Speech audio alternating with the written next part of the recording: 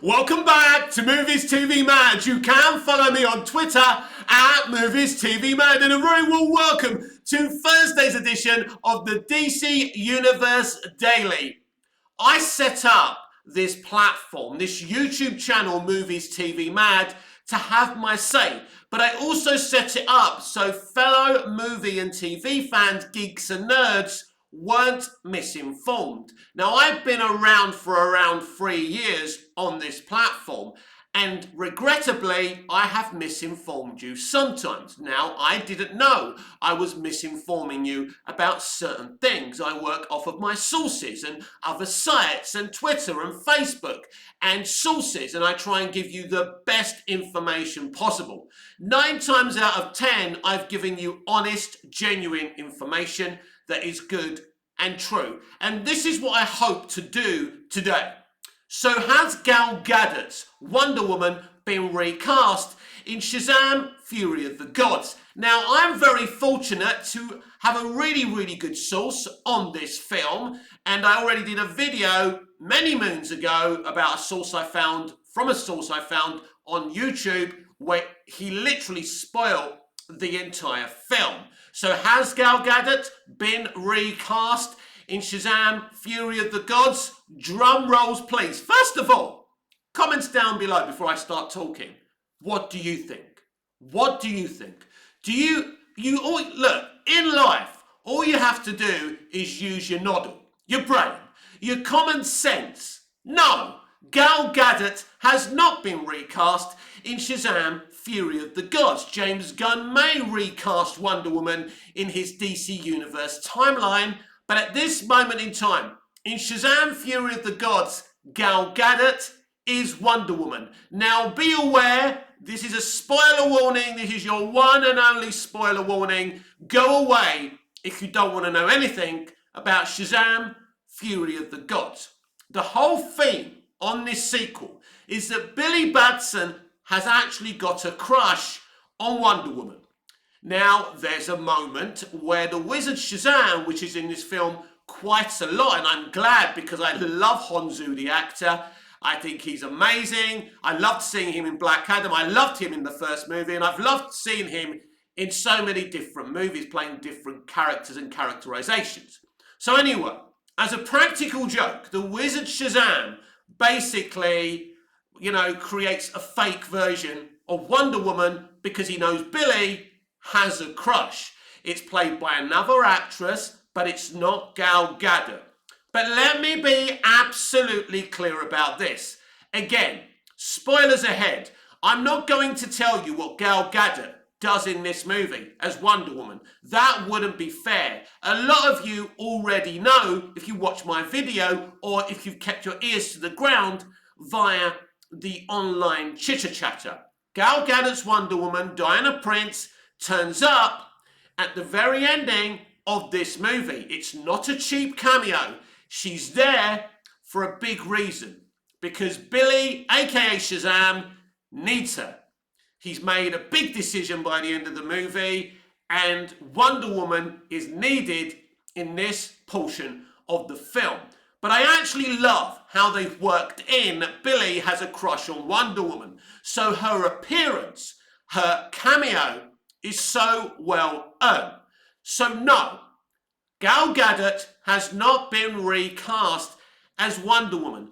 I didn't want to make this video. I didn't want to be talking about this today. But I hate propaganda. As you know, it's one of my favourite words. I use it a lot. Propaganda merchants. Fake propaganda. YouTube, the internet is full of them. And we have these Snyderverse stans who try to misinform you so you hate the DCEU and you hate James Gunn and you hate Peter Safran and you hate WB and you grab your fist and you go, WB! Oh my God, WB! Just like all these idiots that blame every failed movie on bad marketing. Again, to be clear, Shazam! Fury of the Gods marketing has been great. The posters are everywhere. We've had 2 wonderful trailers, TV spots. It's been everywhere. And we're seeing all the interviews, all the quotes, David F. Sandberg's talking about the movie during the marketing and the premieres. The marketing's been great, but let's be absolutely clear here. No studio is going to bankrupt itself with huge marketing budgets if they think that marketing won't make a difference. Black Adam had a huge, expensive marketing drive, and the movie flopped, failed at the global box office. So blaming marketing for bad marketing, for low projections, for Shazam! Fury of the Gods isn't going to work. I kind of can see now that maybe Shazam! Fury of the Gods may do better than its actual projections, but there's some really good movies around at the same time. But good business is about competition. You can't blame other good movies being around at the same time for a failure of another movie. If people want to see your movie, they'll go to see your movie. I know we're in a cost of living crisis, but the truth is geeks and nerds will always have money to go and see their favourite movies. If people want to see Shazam! Fury of the Gods, they'll go and see Shazam! Fury of the Gods. I'm thinking this film will do solid box office, but not great box office. I've told you before, this is a great time at the cinema. Unfortunately, Black Adam was a great time in the cinema, but people didn't want a Black Adam movie. I believe that the fans of the first film will come out and support this film. DC fans will come out and support this film. And, maybe, a medium, some members of the general audience will come and see the film as well. But yeah, I did want to talk about, I did want to talk about this because I think it's important. That I know that some of you guys don't go on Twitter, that you don't like Twitter, you find it very intimidating and aggressive, and I don't blame you. I know a lot of you don't really go on the internet and know all the information, and I know that some of you rely on my daily show to be honest with you. So my honest thing is, and this is not an opinion, this is not a view, this is definite, that you can trust me. Yes, the theme of this movie is Billy's crush, or one of the themes of this movie is Billy's crush on Wonder Woman Diana Prince. That is used a lot. You will see another actress as Wonder Woman, but don't fret. Gal Gadot will appear as Wonder Woman, and I promise you that. And you're going to really enjoy what they do with Wonder Woman in this movie. She has a huge presence in the movie. That doesn't mean you're going to see a lot of Gal in this movie, but she's name dropped a hell of a lot in this movie. So it was important for me to come on today and say that to you because I think this channel needs to be known for honesty. Also about opinion and passion and, listening to the people who press like and, who subscribe and who give me the views, but also being true to myself. And obviously, as I said, Snyder fans, this came out that another actress is playing Wonder Woman in this movie. That is true. But she's not the real Wonder Woman, and Gal Gadot is in this movie. But really, so-called Snyder fans, and this is not all Snyder fans, this is a small minority of Snyder fans, who believe they're on the, they're having the moral high ground against the studio and what they did to Zack, will stand there lying to you that this is just like the first movie where we saw another actor, we saw a body double playing Superman. This is not the case in this movie. They know that was a mistake.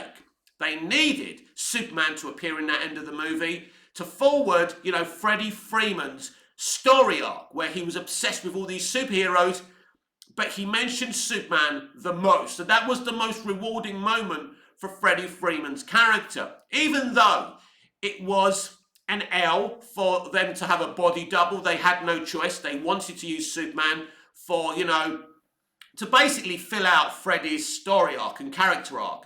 So even though I was unhappy that it was a body double and we all knew it wasn't Henry, at the end of the day, it did work in terms of Freddie's character. So it's really absolutely brilliant that we do get to see Gal Gadot at the end of this movie, and there is this story arc for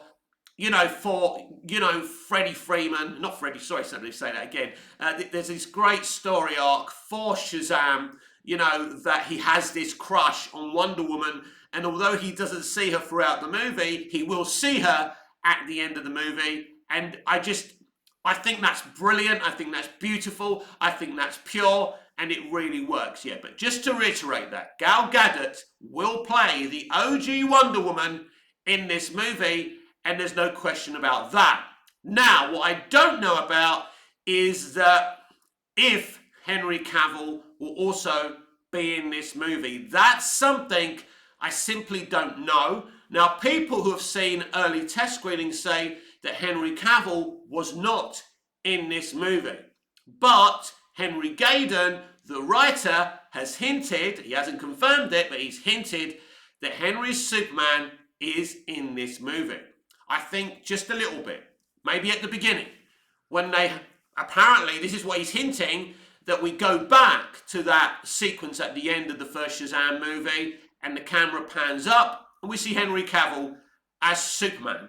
At least that would be very, very awesome. And it will be probably the last time we see Henry Cavill's Superman, which I think is a better thing than, you know, that post-credit scene on Black Adam that was used just to make some money for Black Adam. It didn't work. It was a trick. He was never coming back. We discussed that yesterday, and we've discussed that on multiple occasions. So that's your number one headline today. Gal Gadot will reprise her role as Diana Prince, aka Wonder Woman, in Shazam, Fury of the Gods. I promise, cross my heart, hope to die. Now, your number two headline today is that Michael Shannon has spoken out about being in the Flash movie. This is what he said. I am paraphrasing, so don't start saying he didn't say that word or that. Yeah, I'm paraphrasing. I'm trying to remember exactly what he said. I'm not working off an auto cue here. But anyway, Michael Shannon confirms that he is in the Flash movie, that he loved being in Man of Steel, he loved working with Zack Snyder, and sees Man of Steel as a very, very important movie for him. He thinks it's an important movie because the movie had brilliant commentary on environmental damage, about a planet being destroyed because the people of that planet abused that planet, denied the planet was in trouble. Then you've got this race of people looking for another world and trying to take over that already populated world.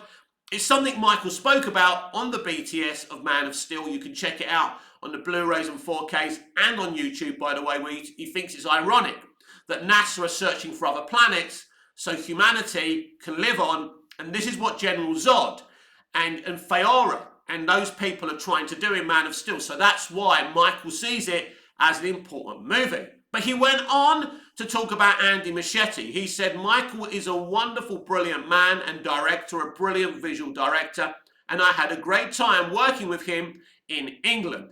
He said it was only for 2 weeks, but it was a good time, and I really enjoyed myself. So there's clarification there. The cat's out of the bag, although Michael Shannon Zod is in this movie. Michael only spent 2 weeks on this movie. So he spent about the same time as Michael Rosenbaum did on the series finale of Smallville. Now, Michael Rosenbaum, I'm trying to give you clarity here. Michael, I know how much of the Flash movie Michael Shannon's in, but I'm just trying to give you clarity so you understand. Again, I'm trying to give you accurate information. So this is a place where we have passionate debate. This is a place where I give you my opinions. Sometimes my opinions are not universally right. They're just right from my own point of view.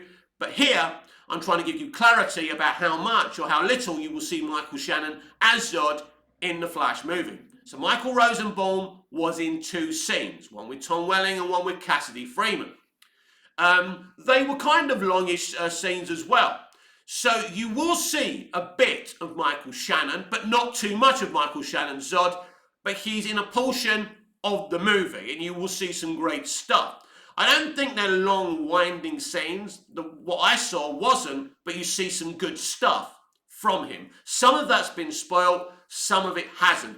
I'm going to keep my mouth shut, but there's some brilliant sequences with Michael Shannon, Ezra Miller, Sasha Calle, and Michael Keaton. Yes, Michael Keaton and Michael Shannon shared a screen together in the Flash movie, at least in the cut that I saw.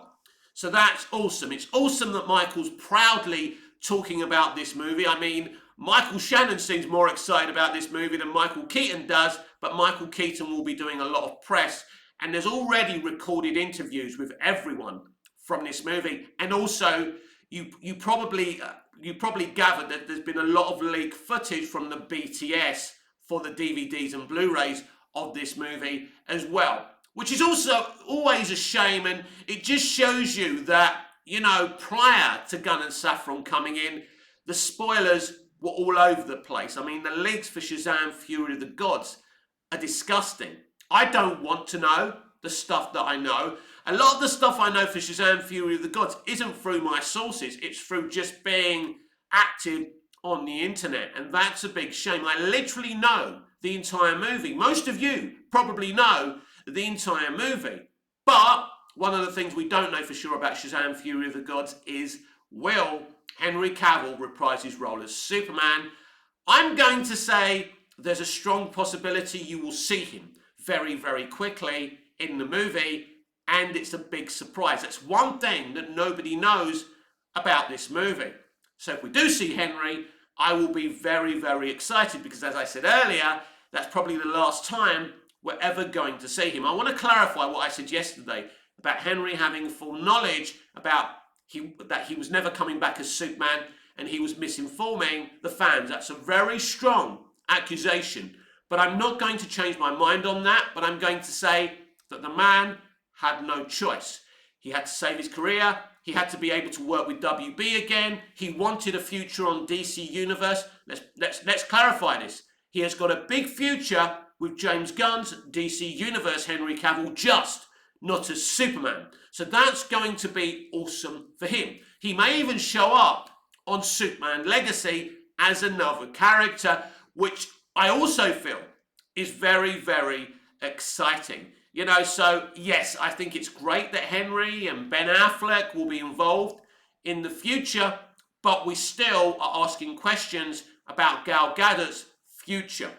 Now, James Gunn has already told us that he's only announced a quarter of the Gods and Monsters Chapter 1 of the new DC Universe. That means we haven't seen anything yet. That means there's multiple streaming shows for HBO Max and maybe Netflix and other streaming platforms, and movies that will be released exclusively on the theatrical system. That means we don't know how this chapter actually plays out yet. And so I think that's very, very exciting that we don't know what else we're going to get. That means we're going to get some surprising things on the remainder of the slate. Will he announce the remainder of the slate altogether?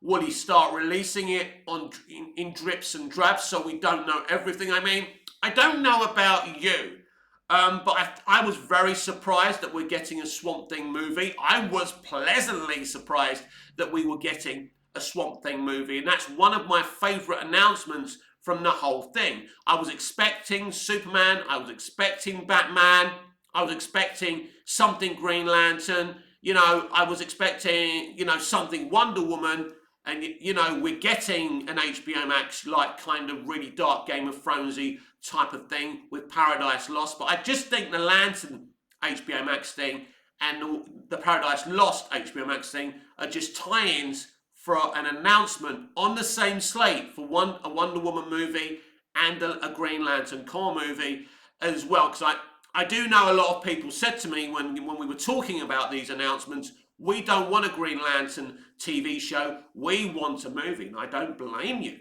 You should be getting a movie. By the way, Walter Hamada was not planning a movie. He was planning an expensive streaming event to upscale the struggling HBO Max.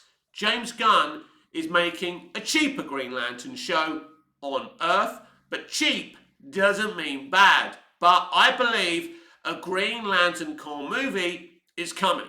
And for those of you that keep on reiterating that WB don't have the money to make this and make that, don't worry. Warner Brothers Discovery have plenty of money. Being in debt and having money to coexist are two very different things. If they didn't have the money to make films, then they would be in bankruptcy. They wouldn't be able to, you know, operate. The only reason you know they're $3 billion in debt and need to raise $3 billion, and I'm sure there's some way through, attempting to raise that money. The stocks and shares are going up. Things are looking better for Zaslav and Warner Brothers Discovery now. And that's because David has done a tremendous job as CEO of this company. A better job than Emmerich did in about 10 years or however long he was there. But to be fair to Toby Emmerich, he greenlit the Elvis movie, the fabulous Baz Luhrmann directed movie. So not everything that Emmerich did was wrong. But in terms of DC, he totally messed it up. And there's no question about it. A toxic time for DC live action, and there's no question about that. But yeah, and some people trying to say, oh, David Zaslav is getting paid too much money. He's the highest paid person at Warner Brothers Discovery. Well, guess what? He's the fucking boss of the studio. Of course he's getting more money than the guy who, cleans the fucking bathroom or toilets or whatever you fucking call them in your actual country, right? Of course. So again, this is fake Snyderverse fandom propaganda, just like constantly trying to put out there that Zaslav is trying to sell Warner Brothers Discovery. We will see about that, but I'm not so sure that's the way we're going to go. I've said it before and I'll say it again. I'm a Warner Brothers fan. I've been a Warner Brothers fan all my life via Superman the movie, the Looney Tunes cartoons. One thing I do not want to see is Warner Brothers swallowed up by a big company. That's not what I want to see. I want David Zaslav to keep on building up DC and the Harry Potter universe and the different IPs and give me movies like the Elvis movie and a great, well-written and directed Lethal Weapon 5 from Mel Gibson, which fingers crossed is still happening. We're in the dark about that as well. So there's a big future for Warner Brothers Discovery under the leadership of David Zaslav. I trust David Zaslav to do the right things. I believe thus far he's done the right things. It was important to, launch a DC Studios and put two people, who love DC in charge of that, who will create an interconnected universe, but also will allow DC Elseworlds to really tell really brilliant, groundbreaking movies like The Batman, like Joker. And we'll see if they greenlight anything else from that division, or if it's just there to house the Batman franchise and Todd Phillips' Joker franchise as well. If I'm being honest, the Joker sequel and the Batman sequel are my most anticipated DC movies. If I'm being honest, I'm more excited about Batman 2 and Joker 2 than I am the Flash movie. And oh boy, am I excited to see the Flash movie. I mean, my most anticipated movie of the year away from CBMs is definitely Zack Snyder's Rebel Moon. All the actors coming out saying they love working with Zack. Everyone loves working with Zack. When everyone says they love working with someone, he must be a pretty special guy, which we already know. So that's my most anticipated non-CBM of the year. And I think the Flash movie as a DC fan is the event. Is the event of the year. If you're a DC fan, that's the movie you can't wait to see. Michael Keaton's Batman, Shannon Zod. You're going to see a lot of cameos in there. Probably Grant Gustin. He's just hung up his Flash costume for the final time as well. We may see him in the Flash movie. But as I say, if I'm being honest, the Batman 2 and Joker Folie à Deux are just, for me, really, really exciting movies. I mean, for me, I still can't believe that Joaquin Phoenix is part of the DC fucking universe. This is one of the most amazing actors in the world, in the history of film, as far as I'm concerned. The sacrifices that artist makes to get it right is sensational. The weight he lost for the first Joker movie, he's lost the same amount of weight for Joker Folie à Deux again. And he's just made a Napoleon biopic. Jesus Christ, take my fucking money now. R-rated as well. Can't wait to see that shit. So I still pinch myself, wake up in the morning and pinch myself that we're actually getting, we've actually got Joaquin Phoenix as the Joker. And I think what's brilliant about this Joker is he doesn't have to be exactly comic book accurate. So apparently, if rumours are to be believed, that Lady Gaga's Harley Quinn isn't a psychiatrist, but also is an inmate in Arkham when the Joker first meets her. Now, some people will be crying, this is not like the animated series, the Batman animated series where she was first introduced, or the comics. So what? So what? You know, Todd never told you were getting an accurate comic book, you know, kind of interpretation of Harley Quinn or the Joker. You didn't get that in the first Joker movie. Now, there's certain moments that kind of look similar to certain comic book panels. Now, Todd studied the comics, of course. He's not a fan of these characters and this medium, but he knows what he's doing. He made a first great movie. So I have no issue with Harley Quinn being an inmate instead of the Joker's psychiatrist. Now, this is very, very interesting as far as I'm concerned. And I'll tell you why.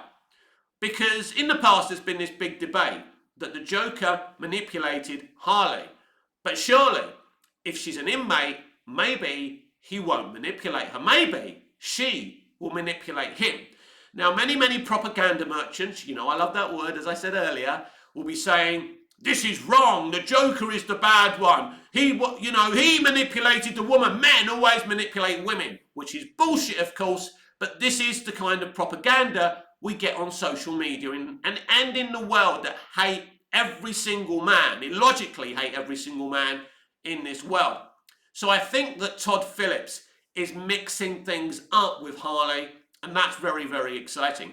I was so hyped to hear that Lady Gaga is playing Harley. Now, in real life, Lady Gaga does seem like a bit of a nut job, right? But it ain't for me to judge. People probably think I'm a nut job, and to be honest with you, I am a nut job, and there's no question about that, and I can't defend that I'm a normal, everyday person. It's okay to be different. It's okay for Lady Gaga to be different and not to have the same values and act in the same way as ordinary, boring people. So I'm glad I'm unique, and I'm happy that we've got a unique actor playing Harley Quinn, and this is going to be a very, very different version of Harley than Margot Robbie has played. Margot Robbie plays a PG-13 version of Harley Quinn. As far as I'm concerned, she's very, very PG-13. Now, I'm going to take a leap. The first film was R-rated. I'm going to take a leap of faith that the Joker movie Folie à Deux, Joker 2, will also be R-rated.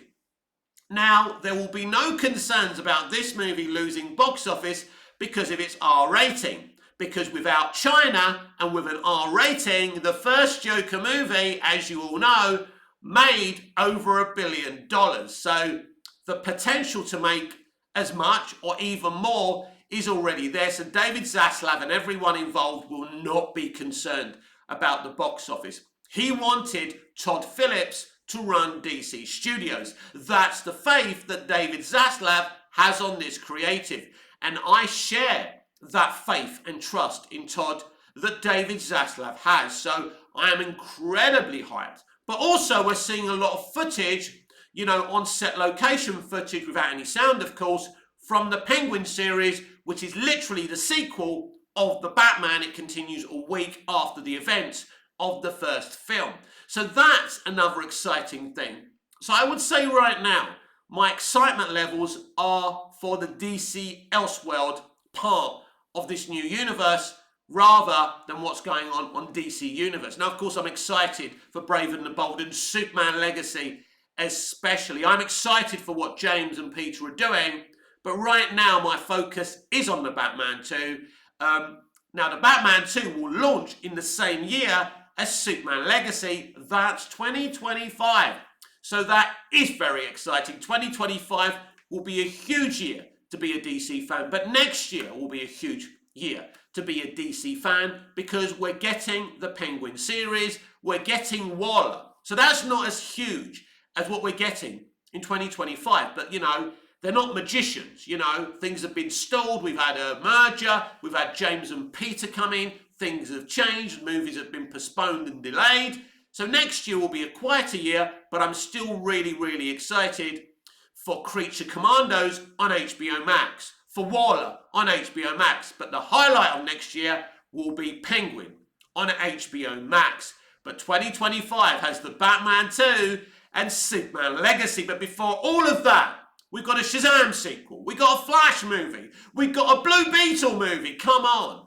Finally getting the live action treatment. And finally, we have an Aquaman sequel. So I couldn't be more excited right now to be a DC fan. This has been Thursday's edition of the DC Universe Daily with me, Mick, your host with the most. Just ask your girlfriends and your wives. Please like, share, comment, subscribe, hit the notification bell so you never miss this beautiful perfection. And I'll see you again in the next video. Until I see you again, goodbye, au revoir, auf Wiedersehen.